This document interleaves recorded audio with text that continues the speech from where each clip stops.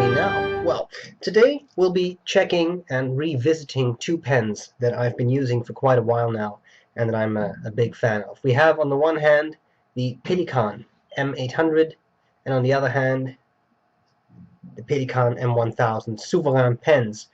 This is Pelikan's flagship model, and this is the model just one pen below that.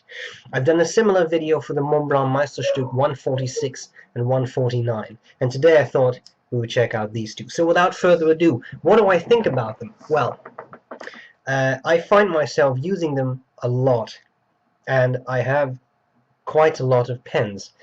And that is saying something. That is saying a lot, because if you have a lot of pens and you reach for specific pens a lot, you ink them up a lot, you use them a lot, then they must have a lot going for them. A lot, wow, to quote Christopher Walken. The thing is, I really love the M1000. I think this is a fantastic pen. Let's start with that one for just a second. First of all, I love the size. For me, this is about 8 inches. This is a really nice size. Big, but not so oversized that it's ridiculous, but very pleasant to use. I don't typically use this pen posted, but there is no need. For me, it's perfect. But what I also like, maybe even more so than the length, is the girth. It's a very pleasant pen to hold, especially if you have hands that are just a little bit large on the large side. Very pleasant. I can use this pen and write with it for hours on end, and I have no problems with it whatsoever. Then there is the nib. Now, the nib on this pen, I have talked about that before, but this nib is truly spectacular. I absolutely love it. I have a double broad nib on here, and don't worry, it's not so bad that you can't write normally with it. I mean, if you have very small handwriting, it would be an issue, clearly, but for me, it's perfect. And it is so smooth, so pleasant to use. Yes, this is a very expensive pen, but I would buy it again, without a heartbeat of doubt. Now, when it comes to the M800, I have a special edition. This is the Tortoiseshell, so it has that brown finish. Typically, Pelikan pens are either green or black. Sometimes they use this nice tortoiseshell finish. This one I love too. What I like about this pen, as opposed to the M1000 pen, is that it's of maybe just a tad more reasonable size. I mean, I don't know if I have anything here that you might easily use as a reference, but this is a Schaefer Sagaris, and this is a fairly normal sized pen.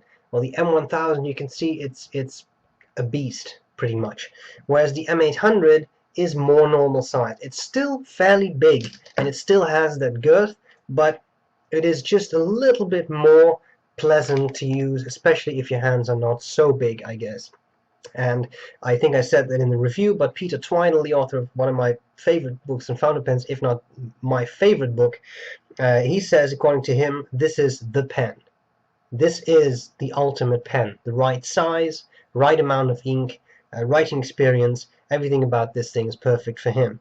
And what you have here is I got a triple broad nib, so that is very broad. Just look at the tipping, you see how big it is, but very pleasant. Both nibs are 18 karat gold. They're nice, they're springy, they're smooth, very pleasant to use. And being piston fillers, lovely ink capacity. And clearly, if you have a triple broad nib, a big ink capacity is something you really enjoy, right? So there we have it.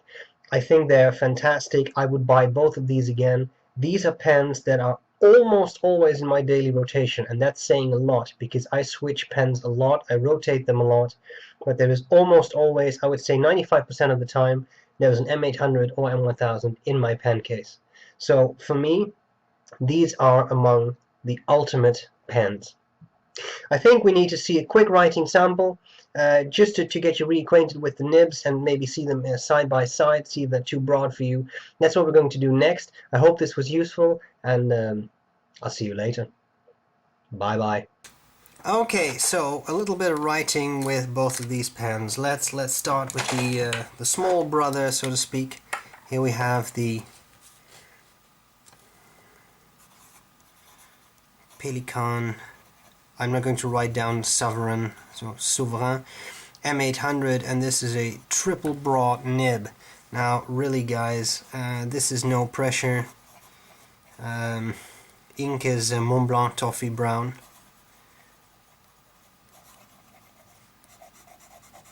Really nice flow, very wet, and yes, there is definitely some line variation to be had by pushing down a bit harder, but it's already a very broad nib to start with, so I really love this performance.